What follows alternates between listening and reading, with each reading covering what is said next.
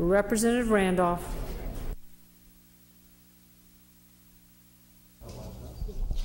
Thank you, Madam Speaker. Let's start off with something that George W. Bush and his administration concluded just 4 short years ago, which was his own Department of Energy said that in 2004, the long-term impact of lifting the moratorium on offshore drilling on oil prices would be insignificant. So let's first move off this debate that we're talking about energy independence or we're talking about lowering the price of gas. We're not. Bush's own Department of Energy said this will have an insignificant impact on gasoline prices in this country. Now, let's also dispel the theory that, well, this is needed to increase oil production in the United States. Well, between 1999 and 2007, the number of drilling permits issued for development on public lands has increased by more than 361% in the last decade alone. 10,000 of those leases are not being utilized and instead are being stockpiled in order to limit the amount of oil and increase the price per barrel of oil. There's plenty of leases, plenty of places that are already open up to drilling that oil companies are not drilling at right now.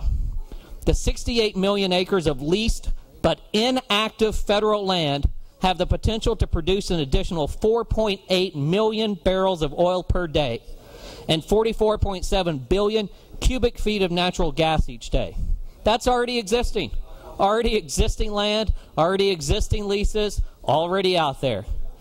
But the oil companies aren't using them because they're hoarding them.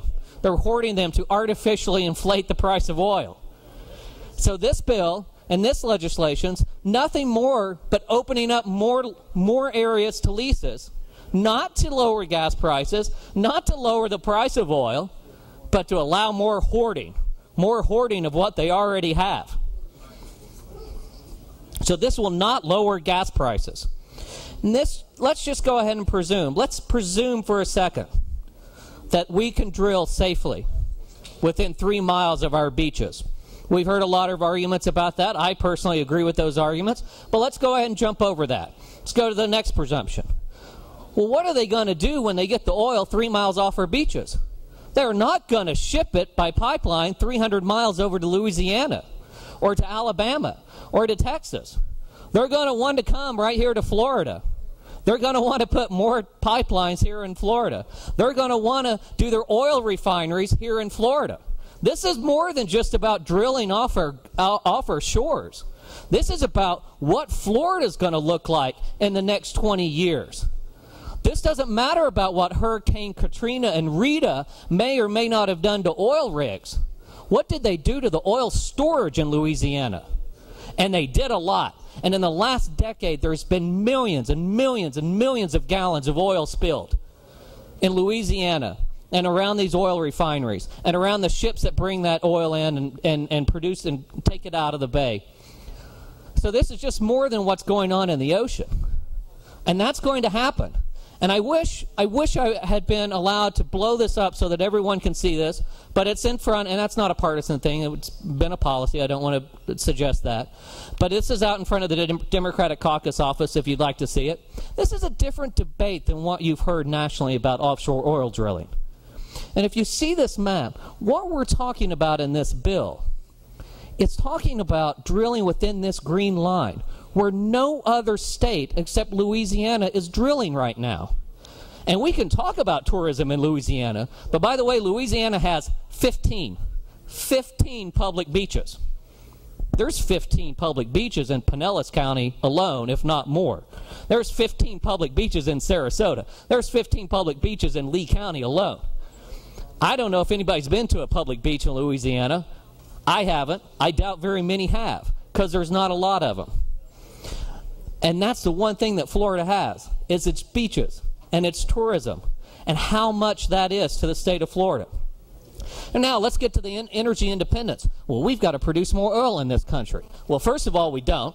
I've already shown there's plenty of oil that's already available to oil companies, and they're not using it because it's artificially inflating the price of the barrel of oil. They're not using what they've already got. So that's we have the capability already, regardless of any legislation. So this does nothing for energy independence in this country. And in fact, if we're talking about energy independence, why has this body not moved on the Florida Clean Car Emission Rule, which the governor supports, which our own DEP supports? And let's go through that rule for a second. The rule would save about 440 million gallons of gas in 2013, a 5% reduction in overall gasoline use in the state of Florida. As Florida grows, it would save 2.7 billion gallons of gas by the end of 2016. Now, to put that in some perspective and not put too many numbers on the table, 1 barrel of crude oil, when refined, yields approximately 20 gallons of gasoline, of finished motor gasoline. So we could save 2.7 billion gallons of gas by the end of 2016 in Florida alone. And that's just an emission rule, by the way. That just has to do with emissions. That's not any real requirement to increase fuel efficiency. If a person drives the average 10,000 miles per year and switches from a car that gets 18 miles per gallon to 28 miles per gallon, they'll save 200 gallons of gas per year. So if we could get 2 million cars in Florida, sounds like a lot, doesn't it? That's 10%. 10% of automobiles in Florida. To get 10 more miles per gallon, going from 18 to 28, that'd be an extra 500 million gallons of gas, 400 million gallons of gas saved per year. So between those two, it would be about 1 billion gallons of gas saved each year in Florida alone. It would amount to all the oil you could possibly pump from the eastern shelf of the Gulf of Mexico for the next 40 years. And that's just what we have control over. That's not federal legislation. That's not what's going up in D.C. That's not dream world up there that we don't have any control over. That's what we have control over. So if we want to talk about energy independence, we should be thinking of an overall energy policy in this state, not just simply drilling. All that does for us is it allows the oil companies to hoard. And they've been hoarding and hoarding and hoarding these leases. And finally, on this note, let's go back. This is going to be a big boon for Florida's budget. Well, we heard on Friday, admittedly, that it was the gas and oil companies that came up with those numbers. Well, that's interesting. Well, surely we should just trust them. But second, let's go back to really one spill during that entire time that you're pumping that oil on the eastern shelf of the Gulf of Mexico. One spill in the billions of dollars. You know, at some point in time, we actually did pass a special tax for the industry. It was called the Inland Protection Trust Fund to help petroleum cleanup. Well, we rated that over the last 2 budget years. There's nothing left in that trust fund, by the way. So there is no money left for any cleanup. One spill on the beaches, and it's coming out of general revenue. There was another industry that we had done that, and that was phosphate. And phosphate had 80 million or so that was able to be cleaned up through the trust fund of Piney Point. But we've still spent $20 million out of general revenue alone cleaning up that one situation in Piney Point. This will not have a positive impact on our budget. It will eventually have a negative impact on our budget with one spill over the next life of the 40 years of drilling that you're proposing in this bill on the eastern shelf of the Gulf of Mexico.